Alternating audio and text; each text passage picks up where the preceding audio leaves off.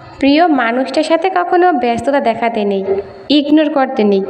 খুব বেশি যদি আপনি ব্যস্ত থাকেন তাহলে অন্তত একটা মেসেজ দিয়ে তাকে জানিয়ে দিন আপনি ব্যস্ত আছেন। আপনি একটু পরেই তার সাথে যোগাযোগ করতে চান এবং একটু পরেই আপনি তার সাথে কথা বলবেন।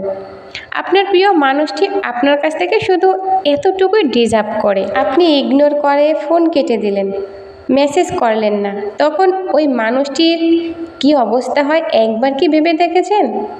আপনি কি জানেন তখন ওই মানুষটি কতটা কষ্ট পায়? যে মানুষটি আপনার একটু ফোন কলের জন্য সারাদিন অপেক্ষা করে, আপনার একটা মেসেজ পাওয়ার জন্য সারাটা দিন ওয়েট করে বসে থাকে, সেই মানুষটাকে আর যাই করেন কখনো কষ্ট দিয়েন না। আপনার একটা কল কিংবা একটা মেসেজ সেই মানুষটাকে কতটা অনুপ্রাণিত করে সারাটা দিন কাজ করার জন্য, সারাটা দিন ভালো কাটানোর জন্য, তা হয়তো আপনি বুঝতেও পারবেন না। এমনকি আপনার মাথায় কখনো আসবে না সে মানুষটি আপনাকে কতটা ডিজার্ভ করে।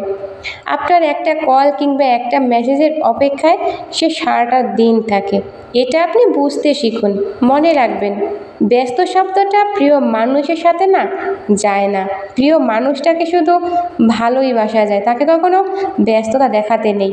এবং এমন কোনো দিন যেন আপনার না আসে সে আপনাকে ব্যস্ততা দেখায়।